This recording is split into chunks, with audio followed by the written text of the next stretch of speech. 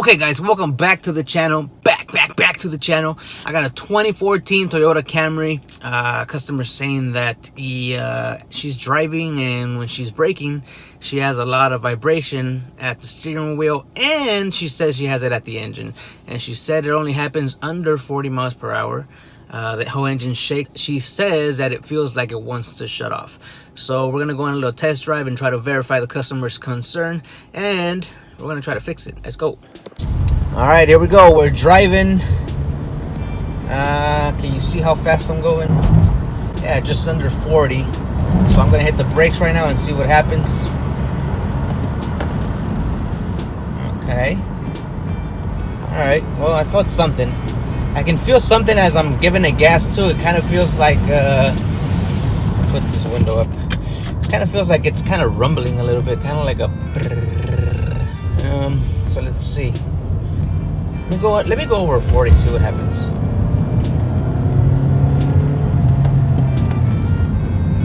Oh, not really. Didn't really feel anything there. So let's see. Under 40. Okay, I feel something on the brake pedal. A little vibration on the brake pedal. Let's see.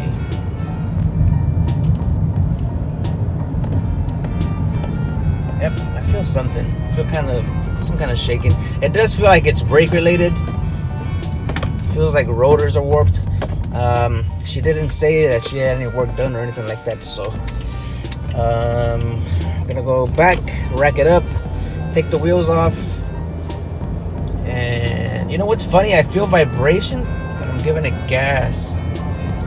A little bit of vibration. So she might have two separate issues here. I don't think it's just one. Yeah, see right there, I felt. You can almost hear it too. You can almost hear it. It's like a rumbling. Yep. I don't know what that is.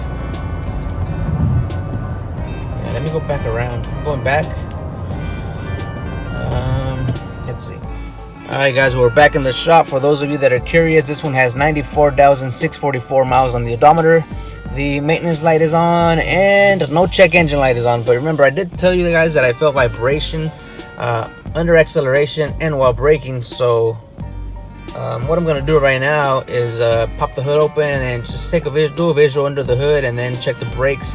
But I also got another car I gotta check out right now. So real quick, let me just go check this other Honda. I got a Honda Fit that I gotta check out for a check engine light. So let's go over to that Honda Fit real quick. All right guys, inside this Honda Fit now, this one does have a check engine light, 136,129 on the odometer. And what I'm gonna do real quick is hook up my scanner. I actually got it hooked up already, and I want to check for codes real quick just to see what's in there. I don't know if I'm gonna make this one part of this Camry video. Okay, so if it is, you guys will see it. So let's go over to the scanner real quick. All right, I got the scanner over here. I'm gonna do a quick code scan on this. See what's in here. I actually got the car running. Let me see. Okay, let's see what's in here. Okay, key on, engine off. All right, let's go check for codes. Okay, we got a 302, 303, 304. We got a P0300 up in there. So we got misfires on cylinders 2, 3, and 4, and we got a random misfire. All right, now this guy just came in, said check engine light is on. He can't pass smog, obviously, because the check engine light's on. He won't pass smog. That's an automatic fail. Let's go over to the engine, automatic transaction, and let's see what we have as far as data. All right, I'm gonna start the car up. Car's running. Check engine light is gone because I did clear it. So let's see. Cylinder 3 misfire. Okay, we got a cylinder 3 misfire. See, car doesn't really feel shaky to me, but there's a cylinder 3 misfire up in there. Now, one thing that could happen is if, like, I think I've showed you guys on this on another video, if you change your crank sensor and you don't relearn the pattern, you will get misfire codes without the car being misfiring. So that's what I was talking about. We need to get to the customer and get some more info to see if he had anything, any work done on the cars. All right, so we got one cylinder on 3 misfire. We got one misfire on cylinder 3. God damn it, I can't fucking put my words together today. Let me rev it up. Oh, we got one on cylinder 2. This is what I'm gonna do. All right, guys, I think I'm gonna make this a separate video. Let's go back to the Camry and see what's going on over there. All right, guys, so we're gonna end up doing front brakes on this one. I'm gonna do the front brake pads, resurface the rotors, and then in the back, I'm gonna put new rotors and new brake pads. So I'm gonna set you guys on a time lapse. We're gonna do this quick, and then I'm gonna call this a video. We'll probably do another one. We'll see. But let's get to work.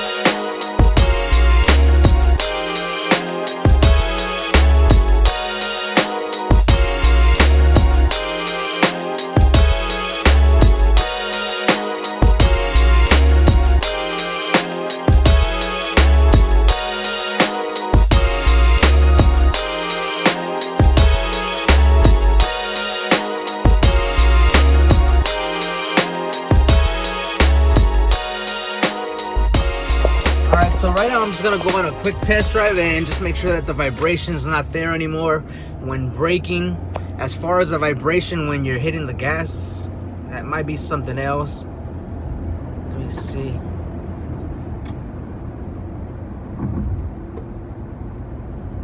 Feels good. It's kind of hard to show you the vibration on video, but you have to take my word for it. I'm not gonna release a car without the car being fixed. See, I just hit the gas right now and it kind of felt like a quick rumble. But braking, oh man, braking is fucking smooth. Yeah, it's smooth. All right, well, let me see if I can get it to act up while hitting the gas. That's right there. It just did it. It just did it. That's weird. Like, it won't do it. 45 miles per hour.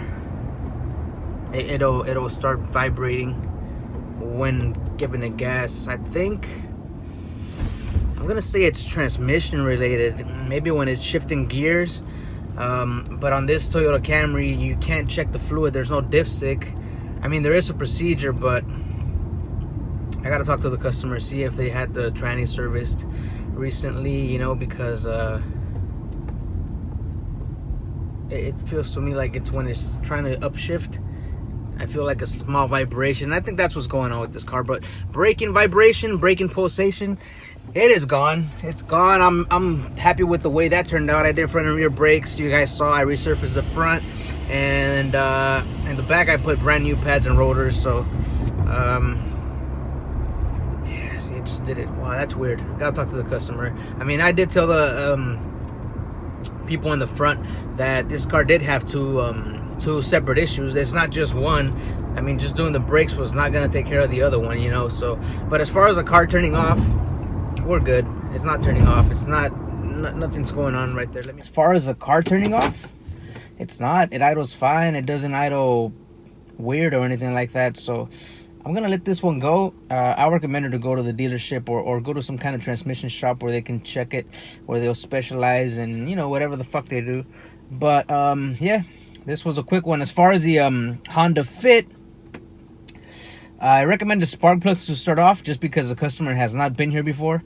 And he said he had work done at another shop. Didn't want to say what he got done, but I think he's one of those guys that comes in to diagnose his car, and then once you recommend shit to him or tell him what's wrong with it, he does it himself. He looks like one of those guys. So I'm pretty sure he's gonna go home, do his own plugs, and then he'll be back if it doesn't fix the problem. But if it fixes it, then we're good to go. But I can't show you guys that car. So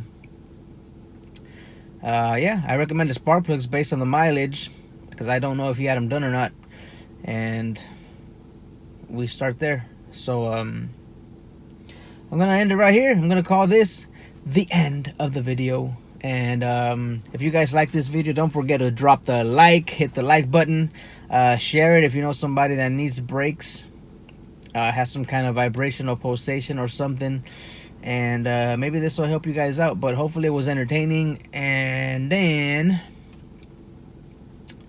fuck, it's barely 3:30. It's barely 3:30. It's Saturday. Yep, that's it, guys. Subscribe if you're new to the channel. Hit the notification bell so you get notified every time I drop a new video. And that's it. I'm out. Peace. Yep. So that's it. And that just goes to show you guys that you have to be very, very clear when you're working with customers.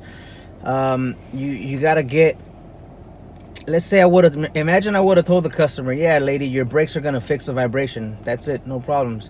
You know, you really gotta go on a good test drive and have the customers be very specific about their vibration. Does it happen when braking? Does it happen when accelerating? Does it happen just simply driving? You gotta get into the fucking customer's head, and you gotta duplicate their concern. I was able to drive it, and I felt the vibration when braking, and I felt the vibration when giving it gas. And I think it happens every time it's trying to change gears. So I'm gonna let the customer know. I mean, I already did. I told them that they had two separate issues, because if I don't tell them that, and I tell them that the brakes is gonna fix the vibration, they're coming back for sure. And guess what? We're gonna have to eat the transmission service or whatever the fuck it's gonna need, the transmission repair to fix that vibration. So you gotta be one step of the customers. You gotta be one step.